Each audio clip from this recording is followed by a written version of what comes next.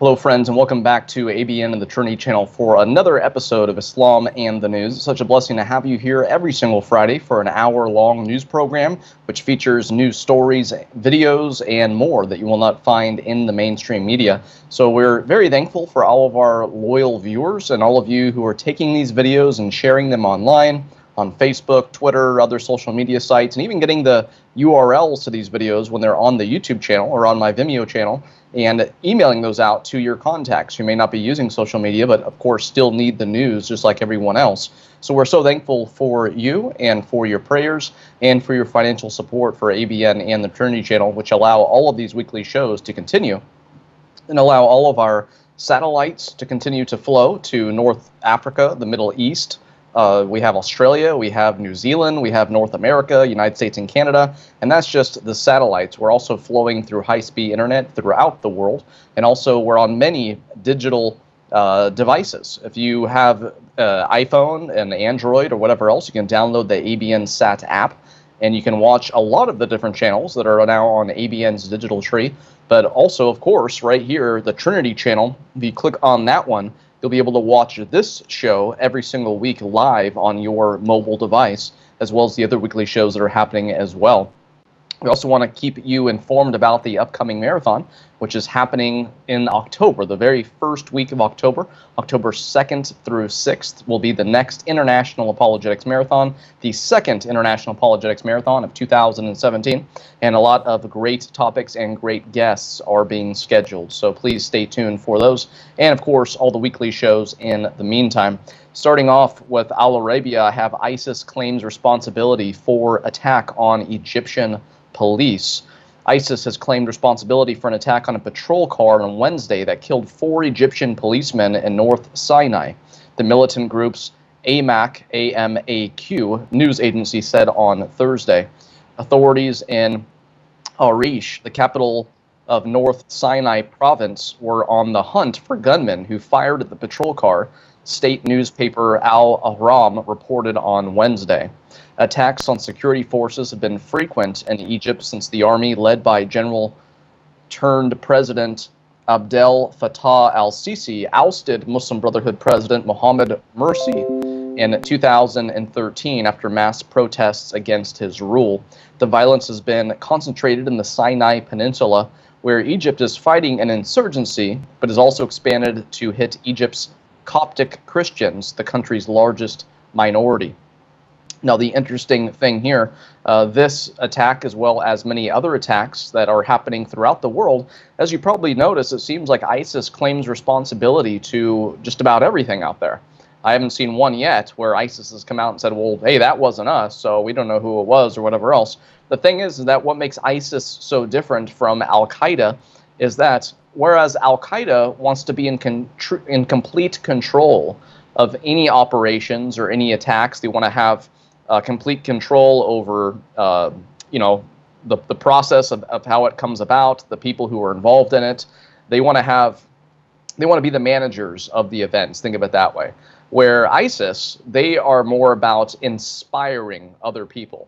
So if someone in any country, someone who they've never had any contact with whatsoever, goes out and does something in the name of Islam, then ISIS will claim responsibility because that's what they're for. They aren't really worried about being in control of what is happening in all the different countries throughout the world. They just want to inspire attacks and stuff like that. So that is why you will see them take responsibility for just about everything, because they figured, hey, it's because of what we're doing and inspiring other people that these things are happening. So interesting tidbit to be aware of.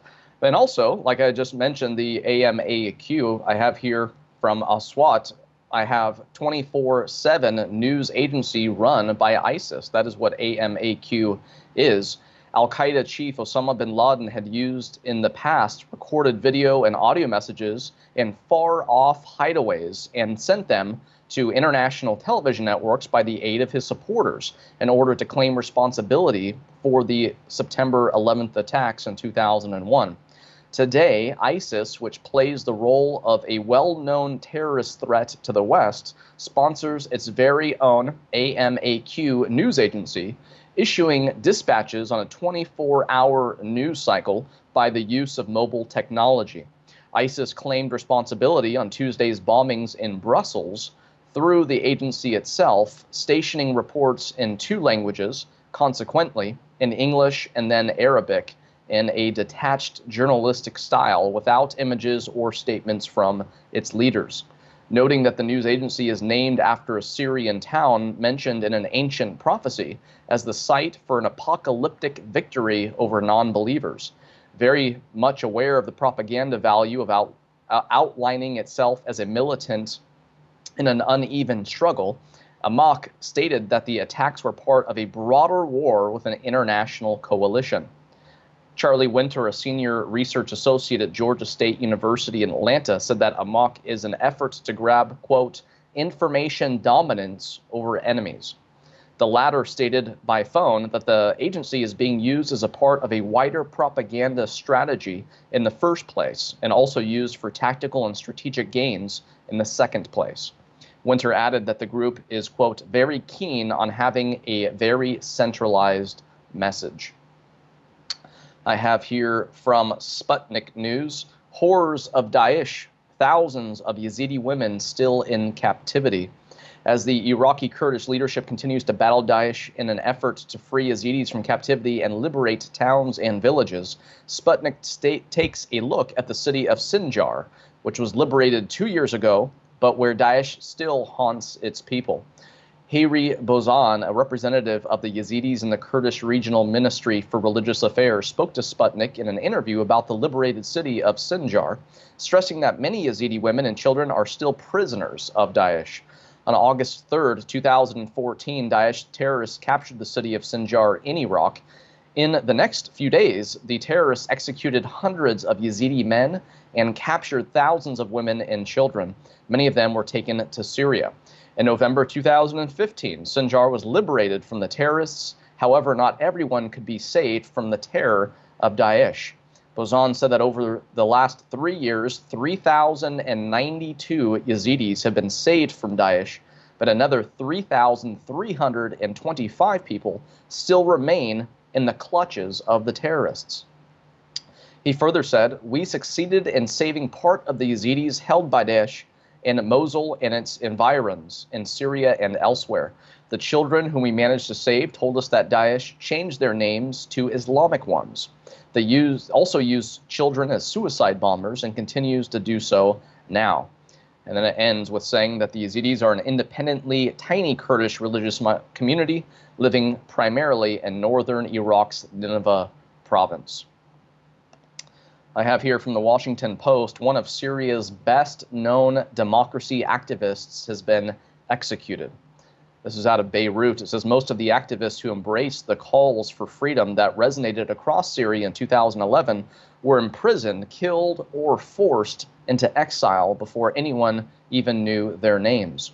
One whose reputation has become known beyond Syria's borders was Bassel Hartebil Safadi, an internet pioneer who embodied the hopes of a new generation that technology could be leveraged to build a fairer world. He was a successful internet entrepreneur in the years before the 2011 uprising and then became an enthusiastic participant in Syria's protest movement until he was detained by government security forces in March 2012. This week, his family heard confirmation from an undisclosed source in Damascus of the news they long had dreaded. Safadi was executed by the government in October 2015, just days after prison guards came and took him away from his cell, never to be heard from again. It says here, words are difficult to come by, wrote his wife, Noura, in a Facebook post Monday that announced the news of his death to family and friends. She said, "This is the end that suits a hero like him." From Jihad Watch, I have Iran monitoring activities of Iranian Christians in the United States and Europe. It says here, if your name comes up anywhere that it shouldn't, then they will keep watching you. Even if you think you've escaped the freedom in the West, where authorities remain willfully ignorant about the threat you are under. And it says here, it's a surprise to no one that Iran's radical Islamists monitor Christians and others inside their borders. But now a worldwide Christian ministry, which reaches out to those who are being persecuted, warns of signs that such spying continues, even as those members of the faith move to the West. Officials with Barnabas Fund explain the reports they've seen. It says here, quote, in Iran, Christians are monitored closely and their activities filmed. When the authorities decide to crack down on Christians, they are beaten up, arrested, or sometimes they just disappear. One of the main organizations responsible for this is the Iranian Revolutionary Guard Corps, IRGC. The Iranian constitution gives the IRGC a specific responsibility for protecting the Islamic Revolution ideology in Iran and exporting it to other countries. Closely associated with the IRGC is the Basij, which has a similar ideological basis, but whose members recruited from school age hold other full-time jobs. One Iranian Christian was quoted saying, quote, if your name comes up anywhere that it shouldn't, then they will keep watching you. Now, there's growing evidence, quote unquote, that such monitoring by the IRGC and the Basij continues even after Christians have moved to the West. It says here, the Christian group noted, one, reports have been seen in recent months from European refugee camps of Iranian government agents monitoring Iranian Christians. It says those who have converted from Islam appear to be a particular target. Two, several senior members of the IRGC recently have made statements, quote, indicating that they were planning to extend their activities to the USA and Europe. For example, it was Salar Abnosh of the IRGC who said, so all the world must know that soon Revolutionary Guard forces will be formed in the US and Europe. Three, the latest development is the arrest and deportation of US border officials of an Iranian academic who had been granted a visa for a postdoctoral post at a U.S. hospital. However, when news of his deportation broke last week, Iranian opposition activists quickly recognized his name and posted claims on social media that he was the head of the Basij at Tehran's Sharif University, the Barnabas report said. And then, of course, finally, number four, and it explained Radio Free Europe has heard from former students at the university who now live in North America and who identified the deportee. The report explained, quote, none was prepared to be identified for fear of reprisals from the Iranian regime. One person said, quote, he was among the Basij who would photograph students protesting inside or outside the university. Then a few days later, those students would be arrested. Moving on to the tower. I have also, continuing on with Iran, under moderate, quote unquote, Rouhani, Iran is as repressive as ever. Nothing subverts a cliche better than a look behind the polished facade. The Islamic Republic of Iran is a case in point. The Iranian mullahcracy has been portrayed by supporters of the nuclear deal as a country in flux, with moderate forces slowly making their way to power at the expense of old repressive elite.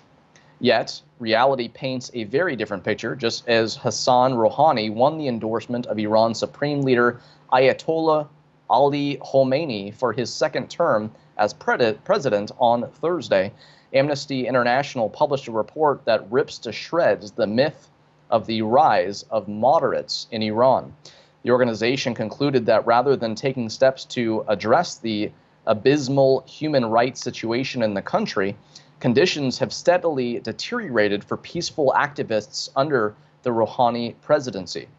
It It says here, quote, Iran's judicial and security bodies have waged a vicious crackdown against human rights defenders since Hassan Rouhani became a president in 2013, demonizing and imprisoning activists who dare to stand up for people's rights.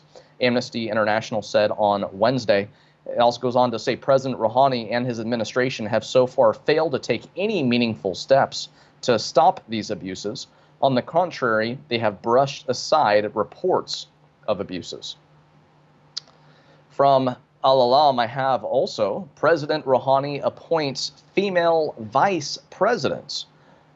Musameh Abdekar was named as vice president in charge of women's affairs, having previously run the environment brief in Rouhani's office.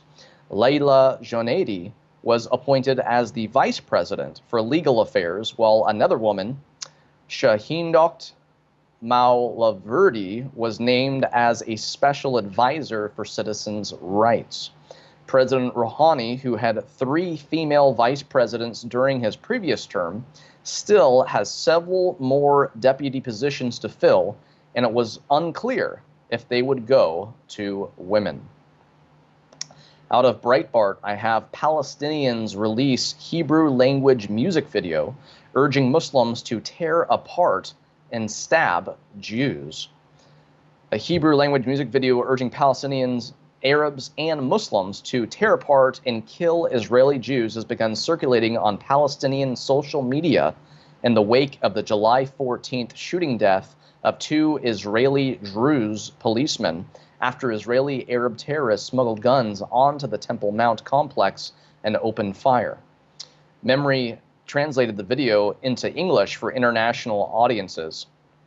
It says, "Oh, Shin Bet agent, soldier, settler, policeman, I will attack you, tear you apart, and stab you," go the lyrics. "I will do what's never been done before for the sake of Al-Aqsa Mosque, so that the Jews will know who I am, a Muslim, an Arab, a Palestinian. I will kill you, I swear by my religion."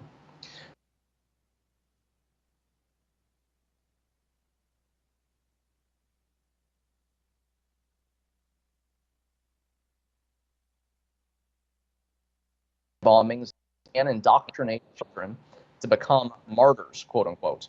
However, this music video is unusual because it is sung in Hebrew instead of Arabic.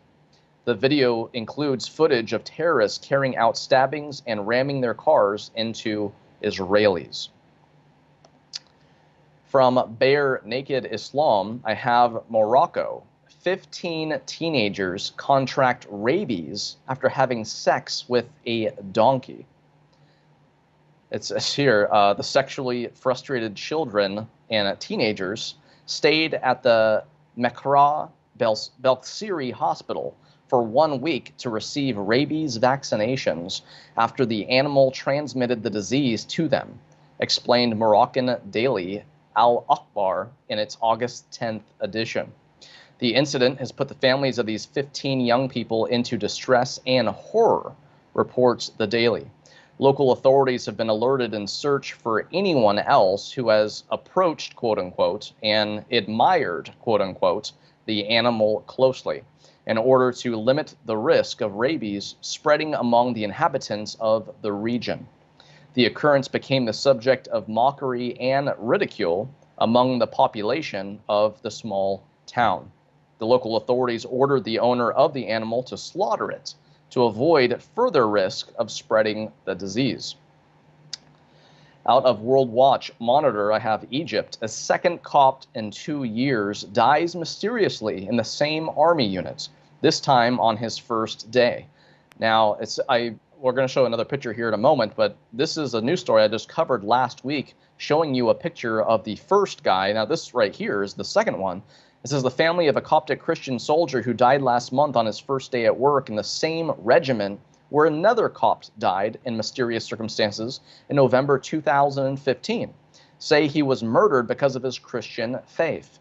Having just completed his army training, 22-year-old Joseph Helmy reported for duty at Al-Salam Special Forces Unit on the Cairo Ismailia Desert Road at 2 p.m. on July the 19th. 6 hours later, he was taken to the hospital where he was pronounced dead. Army officials claimed he died following an epileptic fit during which he hit himself repeatedly, but his family says he had no history of seizures and that his whole body was covered in bruises. A hospital report said the injuries he sustained pointed to a, quote, criminal assault. 4 soldiers have been arrested on suspicion of beating Helmy to death, though his family have stressed they want the men to be convicted of murder, not manslaughter, because they believe it was the soldiers' intention to kill him. On July the 24th, the soldiers speaking in court testified that they were acting under the instruction of their supervising officer, Captain Mohammed Turk, but he has not been charged due to a, quote, lack of evidence. Helmy's cousin, Yusuf Joachim, told World Watch Monitor that the soldiers told him Captain Turk had taken issue with Helmy's tattoos of 2 Christian saints and a cross, and had asked him to remove them. The witness told Joachim that when his cousin said he couldn't remove the tattoo, Helmy was first placed in solitary confinement, then beaten to death. Helmy's father, Rada, said his family were shocked when they saw his brutalized body. His body had numerous wounds and bruises in various places below the neck, chest, sides, abdomen, genitalia, knees, and feet, and bad injuries on his back, indicating that he had been dragged along the ground, he said. When Joseph joined the military, our family were very worried about him and afraid that he would be killed in a terrorist operation by ISIS, as we hear about many attacks against military and police soldiers taking place daily. But my son wasn't killed by ISIS terrorists. He was killed by terrorists inside the state institution who target our sons because of their religious identification. It says here the priest at the family's church in Kafr Darwish village in the Beni Suef governorate south of Cairo paid the tribute to his former church member. He says, quote, Joseph was a very good young man. He was very modest, honest, and loved by all. He had a strong relationship with God. Also from World Watch Monitor out of Ethiopia, I have church attacked, then told to close, and members arrested for inciting religious clashes. A Pentecostal church in Ethiopia has been ordered to stop meeting in a residential area in the wake of a mob attack on the church, after which a church member was arrested for illegal activities that, quote, incited religious clashes. The Full Gospel Church at Tekil Dingay, 20 kilometers from the historic city of Gondar in Amhara state, previously applied for land on which the church, to build a church, but his application was refused, leading the church to purchase a house in which to meet. Although Ethiopia guarantees religious freedom on paper, Pentecostal churches in rural areas often face restrictions in a society dominated by the Ethiopian Orthodox Church. The attack on the church took place early in the morning of Sunday, the 11th of June, when a mob destroyed the church's meeting hall, offices, and accommodation of a church worker. They also stole money from church members and assaulted some of them, including one man whose front teeth had to be removed due to the injuries he had sustained. From Nigeria, I have Nigerian army raids UN compound in city at center of Boko Haram conflict. Nigeria's military raided a United Nations compound in Maiduguri Friday. The northeastern city is at the epicenter of a conflict with Islamist insurgency Boko Haram, a UN official said. The objective of the search could not be determined, but it could damage an already tense relationship between the military and the United Nations, as well as aid groups tackling one of the world's largest humanitarian crises sparked by the Boko Haram conflict. It says here, quote, members of the Nigerian security forces entered a United Nations base for humanitarian workers in Maiduguri without authorization, said Samantha Newport, a spokeswoman for the UN Office for the Coordination of Humanitarian Affairs. The security forces, who arrived at about 5 a.m., quote, carried out a search of the camp and left at about 800 hours, she said, adding that the UN had no information on the reason for the unauthorized search. Goes on to say the United Nations is extremely concerned that these actions could be detrimental to the delivery of life-saving aid to the millions of vulnerable people in the northeast of Nigeria. The UN's top representative in Nigeria, the humanitarian coordinator, is communicating with the government about the incident, Newport said. Nigeria's theater command for the conflict with Boko Haram, Ibrahim Aturi, told Reuters he did not know the reason for the raid on the UN compound. Spokesman for Nigeria's military did not respond to calls and messages seeking comment. A spokesman for Nigeria's president did not respond to a request for comment either. Out of Denmark, I have here actually from the Gateway Pundit, Denmark welcomes ISIS jihadis back from caliphate with what? Jobs and free housing. Officials in Aarhus, Denmark, are opening their arms to returning ISIS fighters. The local government is giving jihadis free housing, free education, and jobs. In Sweden, the government welcomed ISIS fighters and gave them new identities. It says here, this will not turn out well. The Express reported ISIS jihadis arriving back from Syria are being offered apartments, education, and jobs to reintegrate the radicalized back into society. Police in the city of Aarhus, Denmark, introduced the scheme after 36 young men traveled to Syria to join jihad, with 19 returning back to the country. But the policy has been criticized by Danish MPs, with Nasser Hadir, a Muslim member of the Conservative People's Party, calling for a hardline approach to foreign fighters. Speaking on the Australian news program Dateline, he said, quote, "What I have criticized when it comes to Aarhus model is when you have been in Syria and you come back. It is wrong, in my opinion, to reward whoever has been in Syria by giving them an apartment, jobs, and education. We should prosecute them, not reward them." Yet Superintendent Alan Arslev claimed most, quote unquote, of those returning from Syria are now, quote, very well integrated, and most of them are very happy to have a second chance. Now, this isn't the only news coming out of Denmark. Actually, I have a video to show you for this news headline. It says, "Hug a Terrorist Program." Okay, Hug a Terrorist, quote unquote, program aims to stop spread of extremism in Denmark. So let's go ahead and play this video for you now. When you come to Denmark very young with your parents and you move from a war-torn country, you feel trapped between two worlds.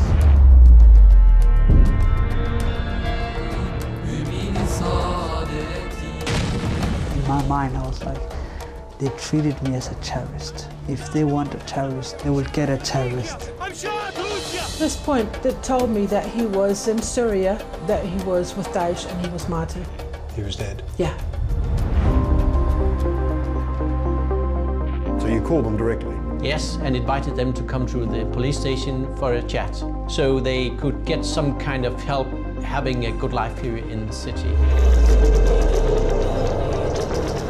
Do you think it's a bad example? It is. Go out and be jihadis, you will get a lot of privilege from the society. That's wrong, in my opinion. We should persecute them, not reward them.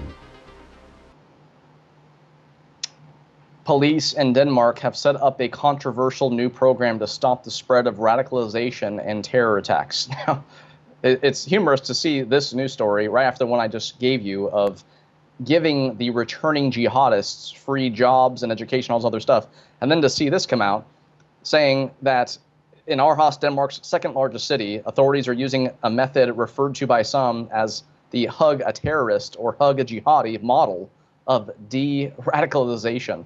They're trying to change the minds of potential Islamic extremists. Okay, how are they potential if they already returned from Syria and from fighting?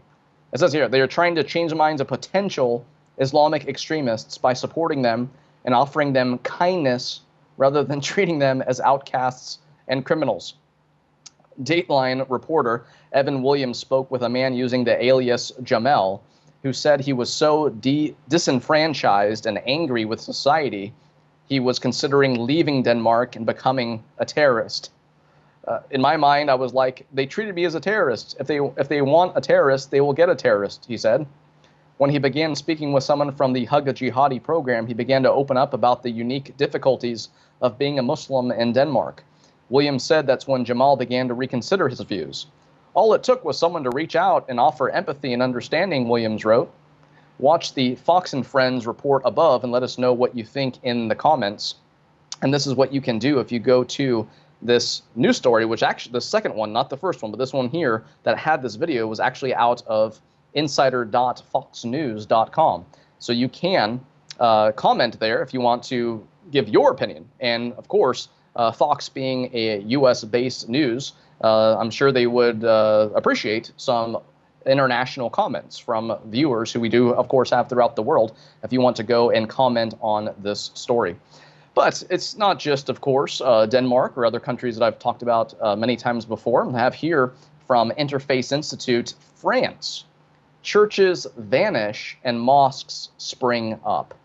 Over the last 30 years, more mosques and Muslim prayer centers have been established in France than all the Catholic churches built during the last century. France is not a random space. 15 centuries of history and geography determined its personality. Inscribed in the depths of our landscape, the churches, the cathedrals, and other places of pilgrimage give meaning and form to our patriotism. Let us demand our civil authorities to respect it. 2 years ago, the French journalist Denis Tillanac promoted this appeal signed by dozens of French personalities after some French imams requested the conversion of abandoned churches into mosques. Now, if you go here to this news story at, again, interfaitheinstitute.org, there's actually about a 6-minute video that you can watch, and it talks about this church who said, okay, well, we're looking to sell our building, and all of a sudden some Muslims in that area wanted to buy it. And then it's kind of like a 6-minute documentary of the story, giving you the news headline as well as what has happened since then. And actually now, it's from what I saw, it is not going to that mosque, which is kind of making the priest or whoever mad of the church for whatever reason, as well as the Muslims. And now it's still in the process, but you can see that entire video by going to that site to see that. Now, also, I have here another story out of Europe. This one's actually referring to Spain. This is from France 24. A number of migrants arriving in Spain triples on year. Spain may overtake Greece this year in the number of migrants arriving by sea, the International Organization for Migration said Thursday, with some landing on beaches popular with holiday makers, much to the surprise of Spain's summer tourists. Again, you go to this site, you can see this video of this boat or inner tube type boat floating on to this beach, and beachgoers, people are out there like sunbathing and stuff, like, what's going on here? And they just see this crowd of people jump off the boat and start running up the beach. It says beachgoers in southern Spain were stunned on Wednesday when a black rubber boat full of migrants landed on shore. Its occupants quickly jumped out and disappeared into the nearby hills. According to the International Organization for Migration, almost 8,200 migrants have arrived in Spain since April, more than triple the number that has arrived in the same period last year. As a destination country, Spain is quickly catching up to Greece, where 11,713 migrants arrived in the same time frame, and which continues to struggle with its own refugee influx. Out from The Sun in the UK, I have all-girl jihadi gang. Trio of women, including a mum and daughter, accused of being UK's first all-female terror group, appear in court accused of plotting knife attack. 3 women accused of forming the UK's first all-female terror squad to carry out a knife rampage appeared in court today. Mina Dish, 43, her daughter, Rizlain Bular, 21, and pal, Khala Barghouthi, 20, plotted, quote, to murder a person or persons unknown. In Westminster in April this year, it is alleged. Bular was shot 4 times when armed police stormed Barghouthi's home in Williston, northwest London, on April 27th. She had emergency surgery and was arrested on discharge from hospital. Her mother, Dish, was detained in a separate raid in Kent. Today, all three women appear at the Old Bailey via video link from HMP Bronzefield. They are each charged with one count of engaging in the preparation of a terrorist act and one count of conspiracy to murder between April 11th and 28th. A court has previously heard claims the three women planned to butcher bystanders in a plot they dubbed the Mad Hatter's Tea Party. At today's hearing, Boulard and Dish was wearing traditional Muslim face veils covering their entire faces. They raised their hands to identify themselves, and Barghouti wore a hijab that did not cover her face. Mr. Justice Holroyd set a plea in trial preparation hearing for October 23rd. The three defendants are set to stand trial at the Old Bailey on November 27th. Boulard of Clerkenwell, Dish of Vauxhall, and Barghouti were remanded in custody ahead of their trial scheduled to begin on the 27th of November. But continuing on with the UK, I have here from Breitbart, acid attacks now at epidemic levels, says burns surgeon. A burn surgeon who treats many acid attack victims coming out of East London has suggested that the proliferation of such crimes is now at epidemic levels. Dr. Martin Niel, a burn surgeon at Mid-Essex Hospital, told National Public Radio in the U.S. that acid attacks in Britain, quote, are now at levels that one of my colleagues described as epidemic. He added, everyone, ourselves included, has been shocked by this emerging threat to public health.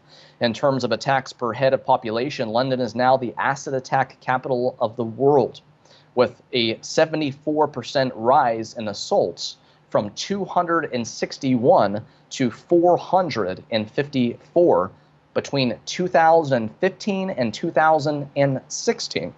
Hundreds of attacks have already been logged for the first few months of 2017. 12 people suffered burns and in some cases lost their vision after an acid attack in a Hackney nightclub at Easter. And two moped-mounted teens attacked 5 people around London in under 90 minutes in a July crime spree. Delivery drivers in the capital, who are considered easy targets for bike theft assisted by acid, now refuse to work in certain parts of London due to the danger.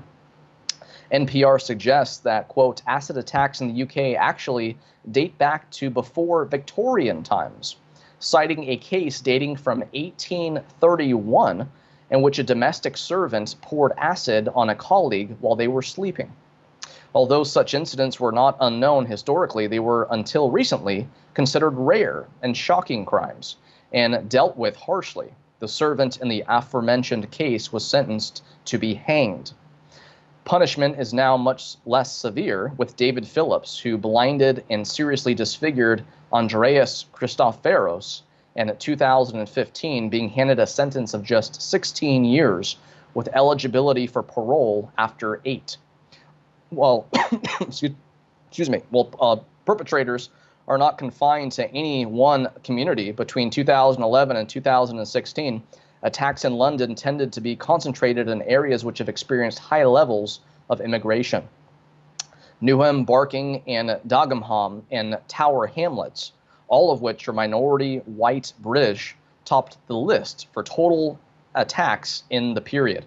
And if you go to the story at Breitbart.com, it has the top 32 areas and also the number of attacks that have happened in those areas as well. From Jihad Watch, I have UK police warn man to stop criticizing Islam on Facebook.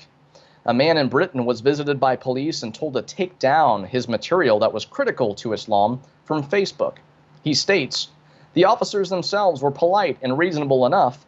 However, their message was somewhat chilling. It was insinuated that if I continued to post material which could be considered critical of Islam or offensive to the practice of Muslims, I could potentially be arrested for hate crimes.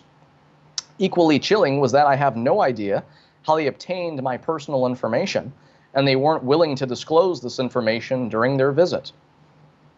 These police officers should be swiftly reprimanded, but it is much more likely that they will be backed up by their superiors. They're acting like Sharia police. All religion should be allowed to be criticized, scrutinized, and even mocked in a democracy. British authorities have apparently forgotten that. Until they wake up and recover respect for the freedom of speech, they are aiding and abetting the destruction of Western civilization. The UK has overwhelming problems with Muslim rape gangs, hate preachers who incite jihad attacks, and Sharia courts that send women back to their husbands to be abused and sometimes killed. Yet, this is what the police are doing.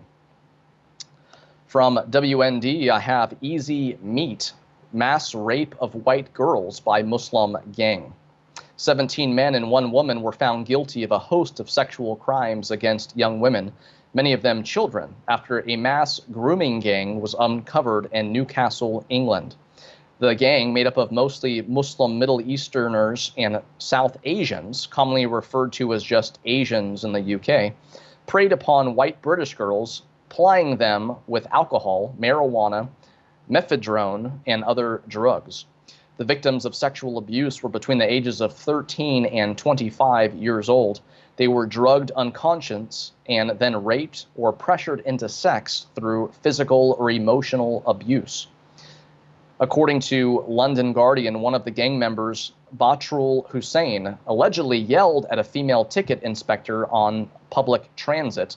It says, quote, "All white women are only good for one thing, for men like me to F, expletive, and use like trash. That's all women like you are worth."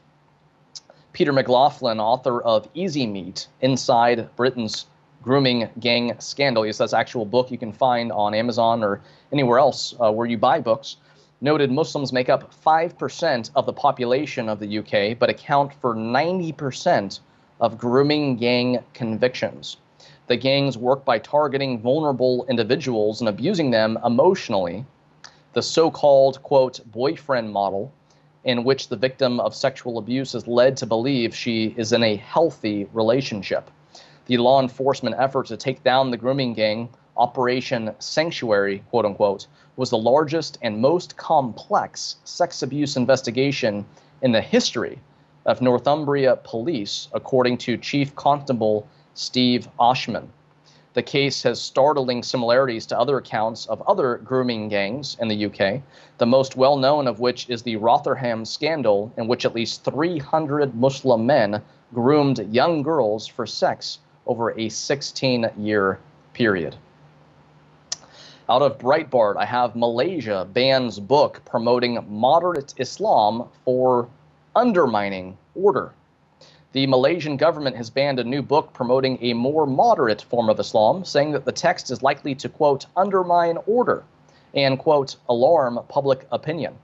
Deputy Prime Minister Ahmed Zahid Hamidi declared that anyone who violates the ban of the book, which was published in neighboring Singapore, risks a prison sentence of up to 3 years. The authors of the text, a collection of essays titled Breaking the Silence, Voices of Moderation, Islam in a Constitutional Democracy, are a group of former senior Malaysian public officials and Muslim Democrats belonging to a group known as the G25, founded for the express purpose of fighting religious intolerance. The ban reveals the government's, quote, authoritarian approach to Islam, said Dr. Chandra Muzaffar, one of the authors of the collection. It says, quote, it is a collection of essays that aims to demonstrate that extremists and bigoted thinking about Islamic issues in the country must be fought in an intellectual way. One member of the Malaysian parliament, Lim Kit Siong, spoke out publicly against the ban, asking if a book calling for a rational dialogue on Islam in a constitutional democracy could be banned. Would G25 itself be banned next? The MP described the move as extraordinary and unbelievable and asked Home Minister Ahmad Zahid Hamidi to confirm whether he had authorized the ban itself and why. Out of the Philippines, and this is from Jihad Watch, I had Muslim snipers open fire on non-Muslims from mosque rooftop. Gunmen perched on a mosque open fire as Moradi burns. Manila, terrorist snipers were captured on camera firing at state troops from atop a mosque in Marawi City Thursday, boosting reports that the extremists have been using the place of worship as camp. ABS-CBN footage showed snipers from the Mwat group perched on the mosque and opening fire on soldiers as plumes of dark smoke billowed in the background. Gunshots can be heard clattering as security forces fired back. Thousands of state troops have been battling Islamic State-linked terrorists in Marawi since May 23rd, and they've confined the crisis to less than a square kilometer within the lakeside town. The fighting, however, intensified anew on Wednesday night as soldiers engaged the rebels in close-quarter battle.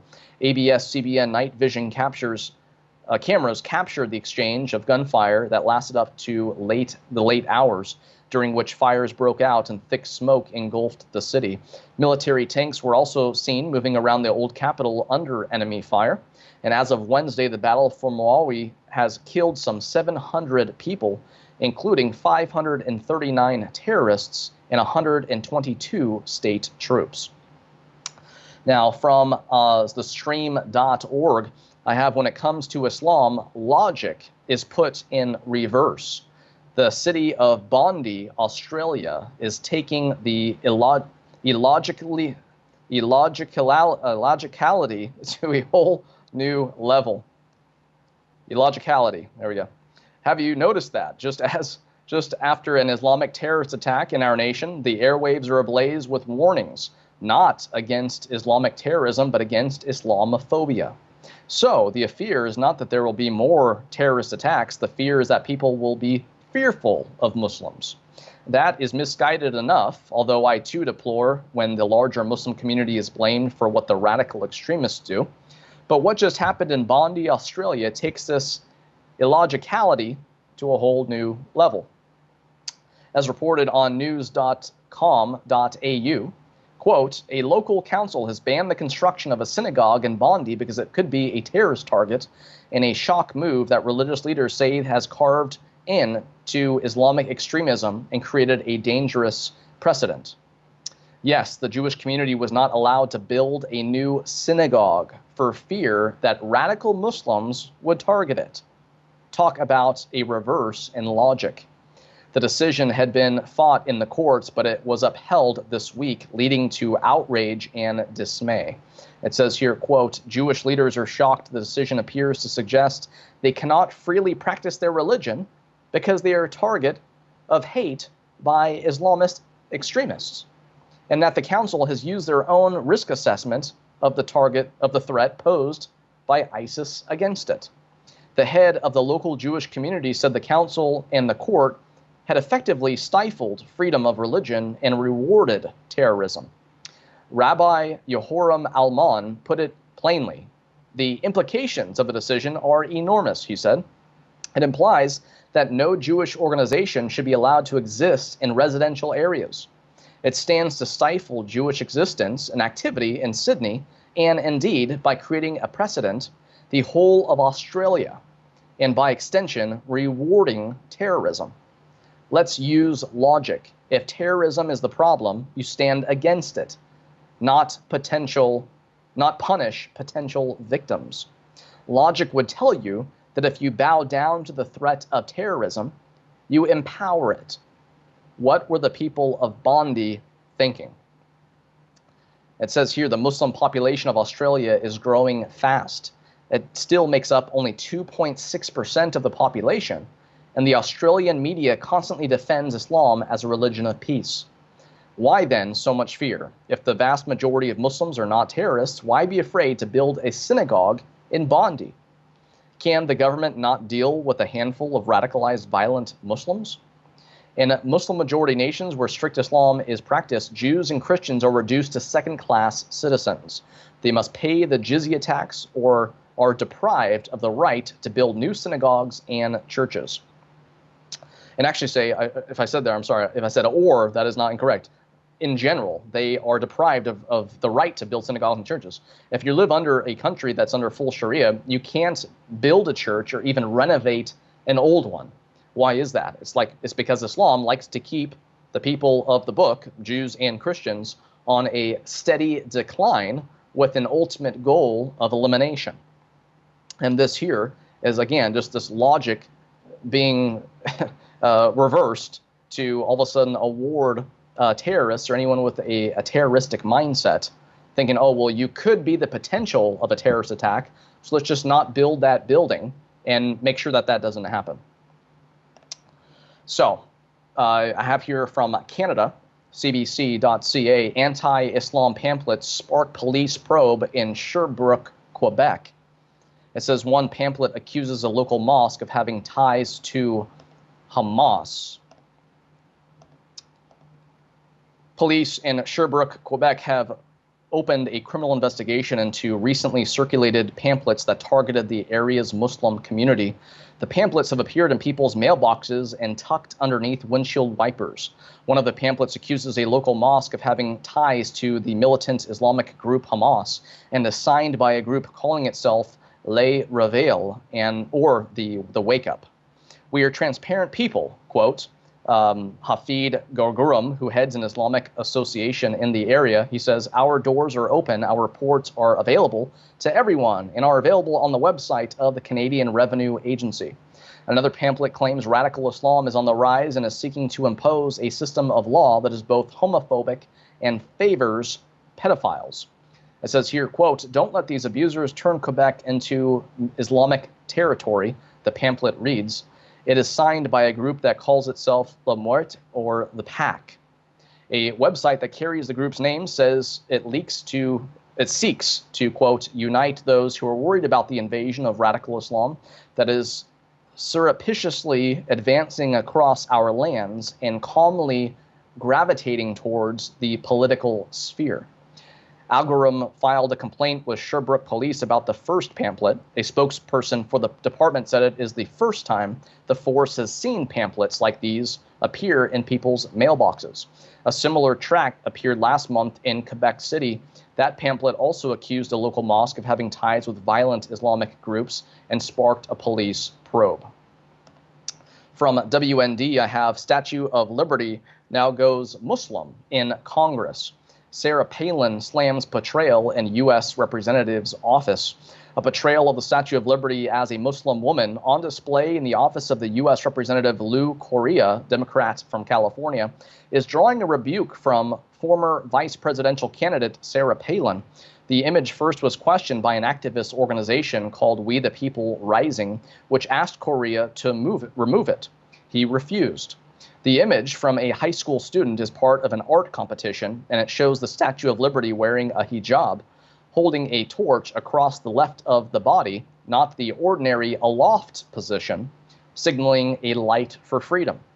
It says here, quote, while the painting is simply a piece of art created by a local female high school student, its symbolism is clearly political. It evokes imagery similar to other works of art that have circulated since President Trump's election, such as the popular We the People poster of a woman wearing an American flag as a hijab. Now, Palin has joined the conversation, tweeting, Statue of Liberty painting found in Congressman's office. Then American spots something unusual, she said. The group that originally raised the issue of a potential conflict between church and state also posted online a video about the situation. Also from WND, I have Muslim firebrand urges armed uprising against U.S. oppressors. Muslim agitator Soko Odinga spoke recently at the John Jay College of Criminal Justice at City University of New York, a place where students presumably go to learn about American law and order based on the U.S. Constitution. But Odinga brought another message. The community organizer received applause at several points during his speech titled, Minorities and Immigrant Communities in the U.S. have a right to armed struggle and self-determination. Odinga, born Nathaniel Burns, joined the Black Panthers in the 1960s and later the Black Liberation Army. He was convicted in a 1984 trial of attempted murder of 6 police officers related to his role in the deadly Brinks armored car robbery in New York. He was released from federal prison in November 2014 after serving 30 years of a 40-year federal and 50-year state sentence. The Marxist newspaper Workers' World published an article February 2015 celebrating Odinga's release, stating he was unjustly framed on 6 accounts of attempted murder of police for fighting for freedom of black people and the building of the Republic of New Africa. Odinga, 73, now travels around speaking and radicalizing young Americans, describing himself as a, quote, former U.S. political prisoner. From Jihad Watch, I have, could man vying to become first Muslim governor be part of stealth jihad? The 32-year-old Dr. Abdul El-Sayed recently announced his campaign for federal governor of Michigan. Winning the November 18th election would make him America's first Muslim governor. The charming El-Sayed knows how to talk the talk in putting Americans at ease, according to Dick Manaseri, spokesman for the group Secure Michigan, which educates about the threat of Sharia law. He said, quote, he's young, attractive. He does not give out a lot of information. He speaks in platitudes about celebrating inclusiveness and diversity. Predicts that Sayed will at least win the Democratic nomination for governor, and warns that America is headed down a suicidal path through a stealth invasion. His words are not without merit. It says here, El-Sayed has substantial connections to the Muslim Brotherhood in both his past and present. So the suspicion that El-Sayed may harbor Islamist convictions and be a Trojan horse are not unfounded, especially given the reality of what some have dubbed a stealth jihad. From Al Arabia, I have payout for Muslim woman whose hijab was removed by U.S. police. A California city has agreed to pay $85,000 to settle a lawsuit filed by a Muslim woman whose hijab was forcibly removed by the police. The city of Long Beach has been sued after police officers forcibly removed African-American Muslim Kirsty Powell's hijab in view of other male officers and dozens of inmates. Powell, who wears the head covering as part of her religious beliefs, was, quote, forced to spend the entire night exposed in custody, and described the experience as deeply traumatizing. Long Beach voted Tuesday to approve the settlement, AFP reported, adding that nearby communities have already adopted policies protecting religious headwear in detention following similar lawsuits. Out of California here, from Creeping Sharia, I have Cerritos Mall enforce Sharia after Muslims attack counter-jihad coalition. At first, I thought that the two Muslims shouting at us would leave as they have done in the past. I was wrong. It played out differently on Saturday. They were there to stay with their loud, obnoxious voices until they could get us shut down. The crowd started growing to the commotion. Soon it numbered in the hundreds. The cause of all this was that the counter-jihad coalition was out on a public outreach in the Cerritos Mall in Cerritos, California, educating the public on the truth of Islam. The CJC was formed several years ago to get the truth into the hands of people, since most of the mainstream media paints Islam as the religion of peace. We have developed over 30 brochures on different aspects of Islam. All are factual and true, not our opinions. They are all based on the doctrines of Islam as set out in the Quran and the Sunnah. On a typical day, we pass out 1,500 or more of these brochures to people who, for the most part, are thankful for what we are doing. We saw an increase in Muslim pushback right after the Islamic State made the news, and then a huge increase in their aggressiveness after President Trump was elected. They will go to great lengths to keep people from knowing the violence, oppression, and brutality that are inherent in what they believe. And now, more than ever, they are on the warpath to shut down these truths. This past Saturday at this venue we have been going to for over a year, Muslim anger came to a head. I called security when things started to get unruly. Soon, officers from mall security, along with several Los Angeles County Sheriff deputies, arrived to try and restore calm and sort things out. Now, this is an ongoing trend throughout the United States, of course, in certain areas more than others. But that is just one more reason why you should stay tuned to ABN, the Trinity channel, and watch this show, Islam in the News, every single Friday as we present to you an hour of news headlines. And again, as you have seen, videos that you will not see on the mainstream media. So we thank God for you. We thank God for your support, for your prayers. And please continue to let people know about Islam and the News, which is unlike any other news program out there and can be found only on ABN's Trinity channel. So until next Friday, God bless you and good night.